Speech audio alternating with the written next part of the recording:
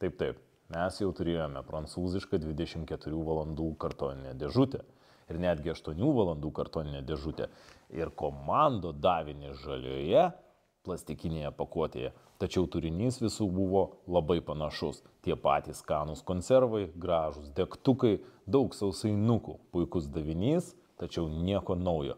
Bet šį kartą į mūsų rankas pagaliau pateko tikrasis Prancūzijos specialiųjų pajėgų davinys. Ir jūs tik pažiūrėkit, koks jis modernus.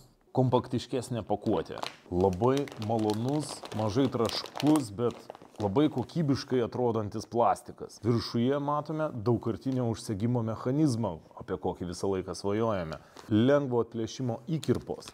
Viskas užspausta, lengvai be peilio turėtumėm atsiplėšti. Jinai puikiai suvakumuota ir neužima tiek daug vietos, kiek tos baisios kartoninės dėžutės. Iki idealumo viršūnės trūksta tik tai rankenos, už kurios būtų patogu nešiotis. Pilna įspėjimų, kad šis davinys žudo viską ir visus ir jį gali valgyti tik tai patys stipriausi, nes kitus šios davinys tiesiog pribaigs. Visi įspėjimai yra užrašyti prancūzų kalba. Nes jeigu tu nemoki prancūzų kalbos, tai tu greičiausiai esi priešas ir turi dviesti, kaip šita žuvytė. Aš jį vartau ir jaučiu, kad jame pilna skanėstų. Pagrindinis užrašas - labai gražus, didelis, individualus, liofilizuotas davinys. Approved, OTAN, NATO approved. 4 meniu, neparašyta, kad čia yra halal, bet turime, kad jame nėra kiaulienos. Įspėjimai iš karto no resale. Negalima perpardavinėti. Jokių būdų. Matome visą sudėtį. Užrašai 2 kalbom, tai yra prancūziškai ir angliškai. Turime Shepherd's pie, ne Shepherd's, bet Shepherd's pie. Sveria kilogramą 120 gramų, 3400 kilokalorijų, vandeniui atsparus, daugkartinio naudojimo krepšys, tinkantis naudoti maisto produktams. Ir yra iš karto nuoroda į Prancūzijos gynybos ministerijos atsiliepimo formą, kur galime pasakyti, kaip mums patinka šitas davinys. Lyskime greičiau į vidų, žiūrėkime ir skanaukime. Kaip ir tikėjomės, lengvai atsiplėšė ir iš karto toks vaisinis kvapas. Hopa! Kas viduj? Kiek daug skanėstų. Kvapas labai skanus. Sriuba, pirmoji lenda į lauką, servetėlės gražios spalvos ir daug, kaip mums patinka. Daug, gali valytis viską ir užpakaliuką, ir veiduką, ir šaukštus, viską gali išsivalyti. Energy bar, energetinis batonėlis, Saveur Café su kava. Oho, kakavos, kavos ir turbūt arbatos viduje bus gėrimo. Gali atsiplėšti, viskas papildomai dar apsaugota, kad tikrai nesudrėktų. Džemas Energy Antiparse Figų piurė. Nuostabu. Prie energetinio batonėlio. Konservų skardinę pakuotę pakeitė toks gražus liofilizuoto maisto maišelis. Čia spec pajėgom, aišku, kad būtų mažiau neštis, kompaktiškiau viskas būtų supakuota. Tiesiog įpilame vandens ir valgome iš jo. Super, pagrindinis patiekalas, bulvių košė su jautiena. Mix Drink, Isotonic Sport Drink. To paties gamintojo kaip ir kavos batonėlis, energetinis gėrimas, milteliai, antras toks pat gėrimas, vaisių skonio, energijos batonėlis, mažiukas toksai, turbūt bomba energijos, datulių piurė, 65% kakao, Chocolat Noir, juodo šokolado, gabaliukas 25 gramai. Čia jau mums matyti sutikti visose kartoninėse ir plastikinėse dėžutėse. Šampaniniai sausainukai, krekeriai tokie, super, sriubytės.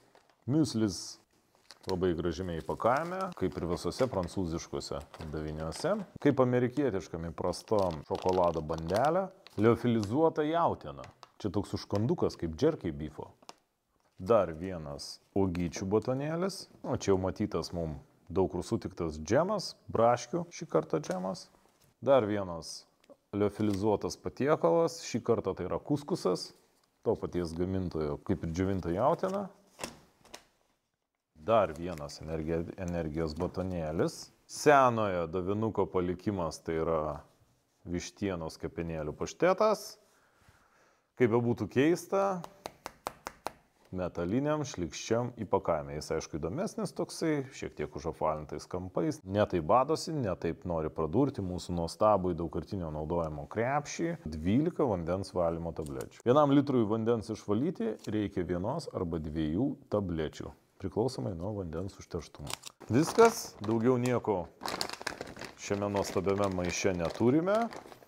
Mūsų laukia tikra puota, turime labai daug, bet šaukšto šakutės jokių įrankių neturime, nebeturime degtukų ugniai susikurti, kaip mes užsivirsime vandenį, nes visam šitam dalykui reikia vandens. Pakuotės yra daug kompaktiškesnės, patogiau nešti negu kartoninę dėžutę, tik tai neturime nei šaukšto, nei viryklytės, kokiegi toj kartoninėje dėžutėje graži, ta labai puikiai susilankstanti viryklytė ir konservų nuėmimo įrankiukas. Bet aišku, mes konservų taip nepašildysime, čia mums reikia karšto vandens, tai turbūt turime turėti kažkokį tai katiliuką, šaukštą, aišku, tada ir šakutę nešamės mes taip pat. Kilgonės džiaugtųsi šituo. Valgyti, aišku, galėsime tiesiai iš šitų pakuočių. Turime labai daug užkandukų, gal mažai tik tai sausainukų. O pažiūrim, iš pat pradžių sausainukai. Čia krekeriai tiesiog kaip kreperiai, supakuoti į 2 dalis. Mes turime labai mažai duonos kažkokių pakaitaliukų. Mes turime 3 netgi skirtingus džemo ir piurė, prie kurių norėtumėm kažko tai kaip duonos. Čia mes turime tik tai 4 iš viso krekeriukus, supakuotus po 2. Norėtumėm galbūt daugiau šitoj vietoj, nes ir prie sriubos norėsim, turbūt ir ten norėsim. Bet turime tikrai nemažai energetinių tokių botanėlių, jie fainai, tokie mažyčiai smagiai susikramtys. Šokoladą turime. Ragaukime miuslį. Visas tekstas ant pakuotės parašytas anglų ir prancūzų kalbomis. Parašyta, kad mums į šią pakuotę reikia pilti 100 ml šalto arba karšto vandens ir maišyti 3-4 minutės. Po ko galime valgyti. Atplėškime, pažiūrėkime, kaip tai atrodo viduje. Atsiplėšia puikiai, nuostabiai, nieko ypatingo, tiesiog miusliai pakelyje. Ten šokolado gabaliukai, tirpsta tiesiog. Įdomu, kaip jie ištirptų šaltam vandenį. Štai tokia išeina tyrelė, ištirpsta šokolado gabaliukai ir mes turime skystą šokoladą, kuriame yra avižiniai dribsniai. Skanu. Tikrai pakeltų moralę.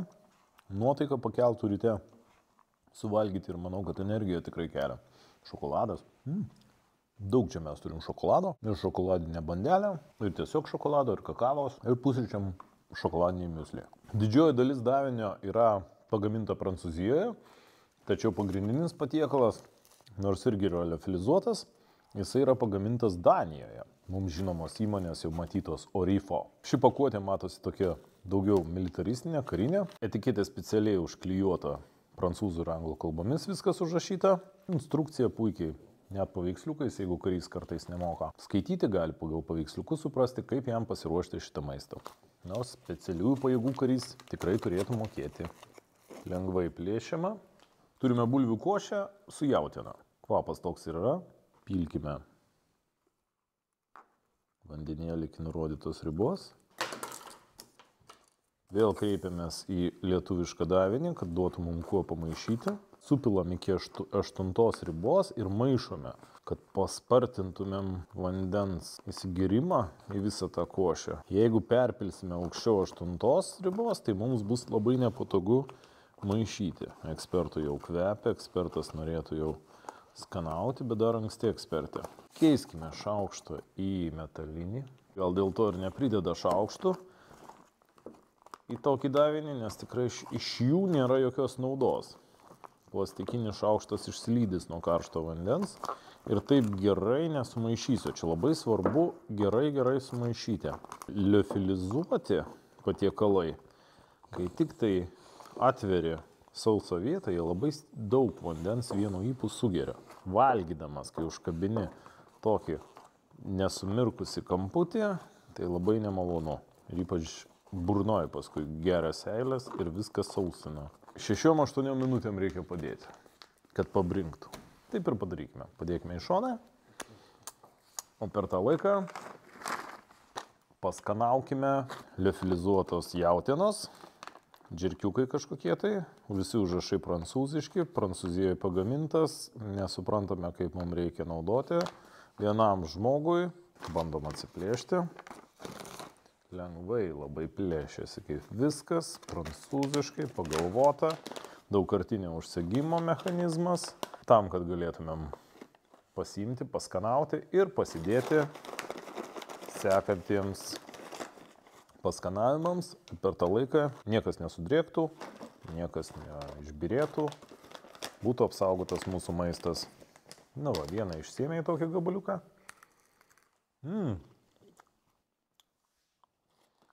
L'Expert.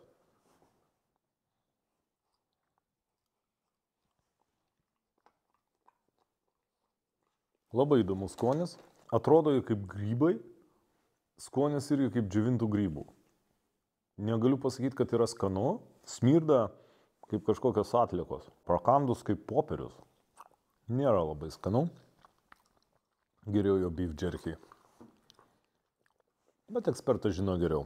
Nežinau, ar užskaitau, bet turbūt maistinga. Moralės nepakelia.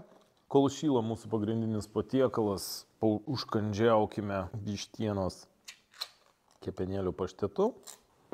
Mėgstamiausias eksperto patiekalas. Tai yra sausainukai. Kvepia plastiku. Šampaniniai.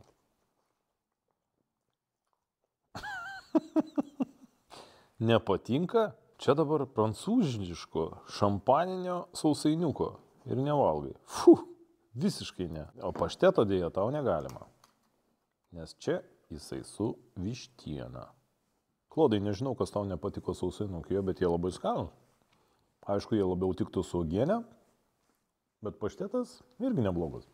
Taigi subringo mūsų pagrindinis patiekaliukas. Ten visko mes turim. Ir krapų, ir mėsytės. Shelbherz pie. Parašyta, kad jautiena yra iš Prancūzijos. Nagi. Bulvių košė. Kaip bulvių košė. Mėsytės to faršo gabaliukų labai nedaug, jie pasklidę, jaučiasi ir žolytės. Nenaminis vien tik tai dėl to, kad faršas visas toksai išsibėgiojęs. Naminiam būtų daugiau vienoje vietoje faršo. O šiaip tai, visai neblogas. Labai natūralus skonis. Super liofilizuoti.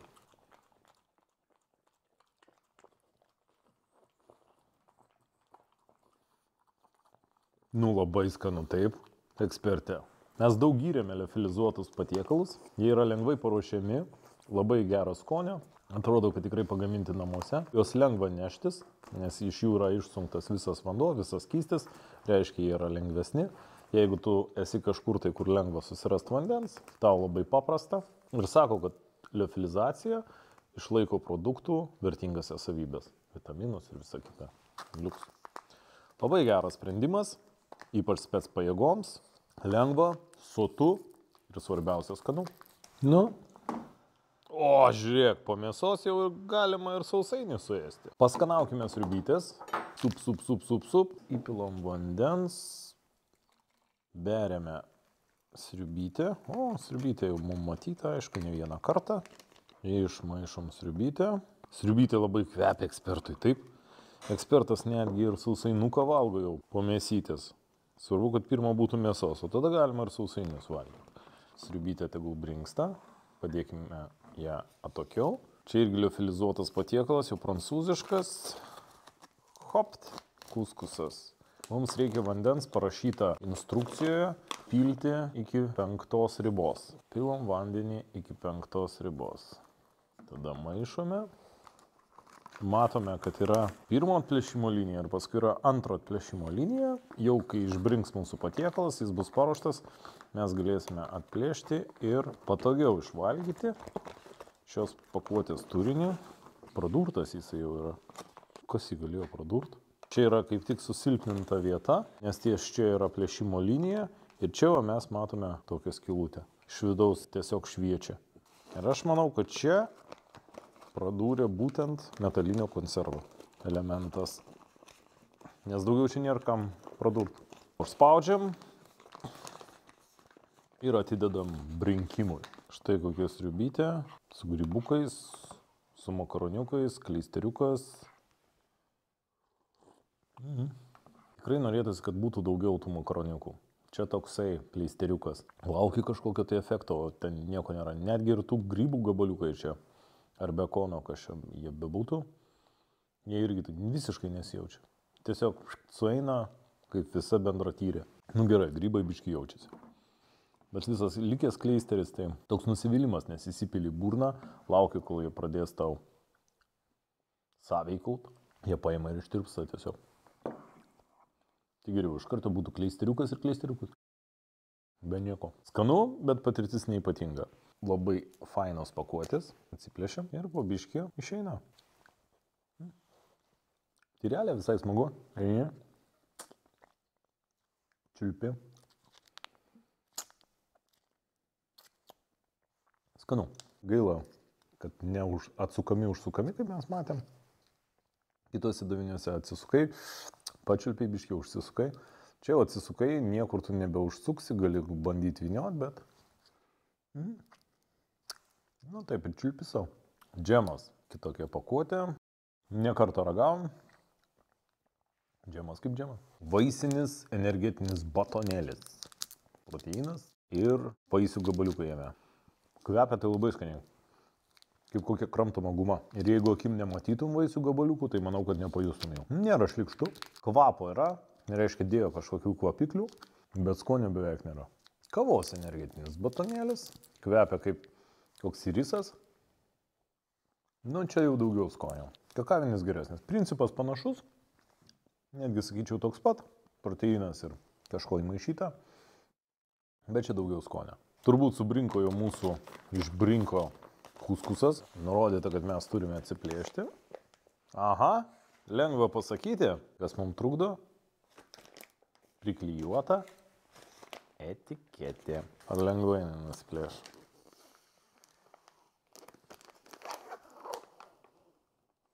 Nu gerai, nusiplėšia.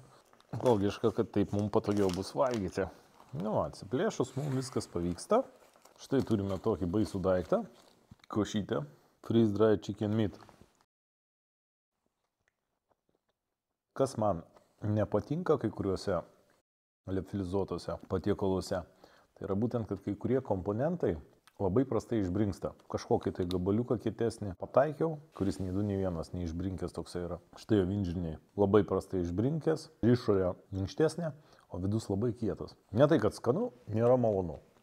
Kandi, neprasikandi. Tikrai matau, kad stengiasi, labai daug ingredientų yra, bet negaliu pasakyti, kad skonis labai geras. Kuskuso aš tiek neužskaitau, bet gal dėl to, kad aš nesu kuskuso mėgėjas.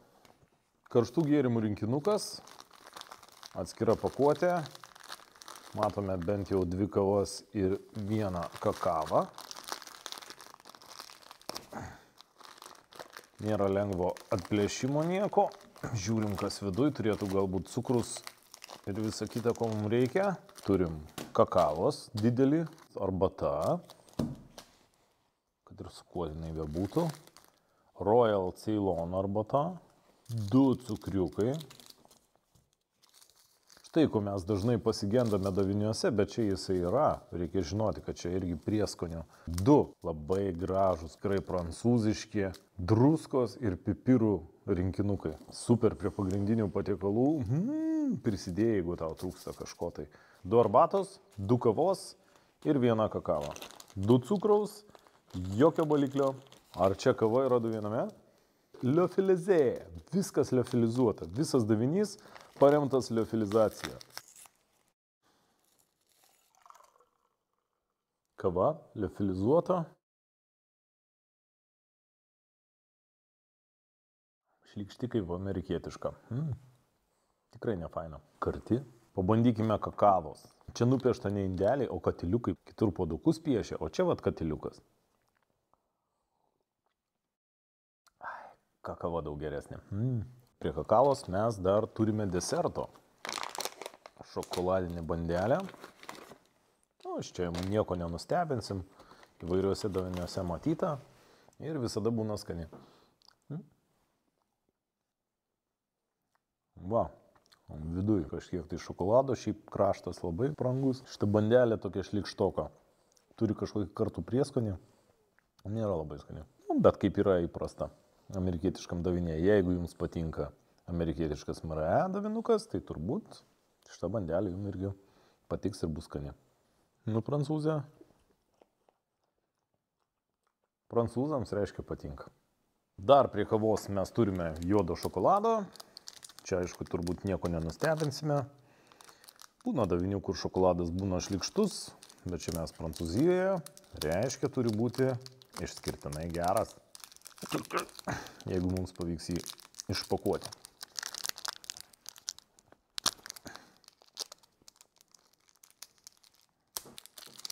Nu, toks jau pastovėjęs šokoladukas. Traška kaip rūtas, juodas šokoladas su kakavo. Šokoladas labai skanu. Dar turime energetinio gėrimo, izotoninio gėrimo. Visą šitą pagaliuką į pusę litro reikia susipilti. Abudu mangų skonio to paties. Isotonic Sport Drink. Niekaip jo neatplėšia. Toks gėrimukas.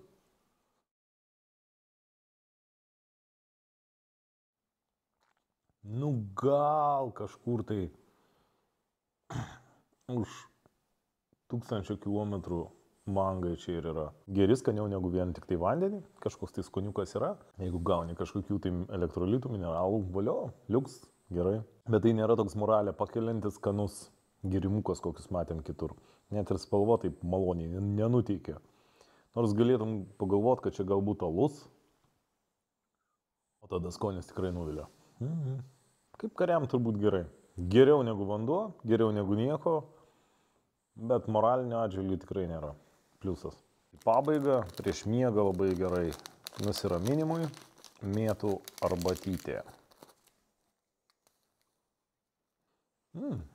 Kvepia skaniai. Yra šioks toks mėtų skonis, bet popieriaus skonio daugiau. Prancūziškas davinys ilgus metus buvo vienu skaniausiu ir mylimiausiu mūsų daviniu, nes jame buvo skanus maistas ir labai faini smulkus elementai, pavyzdžiui, kolekciniai degtukai su Eifelio bokšto ar Triumfo arkos atvaizdu. Tikrai puikus, skanus davinys, tačiau priešingai negu anie, kažkaip netaip džiugina širdį.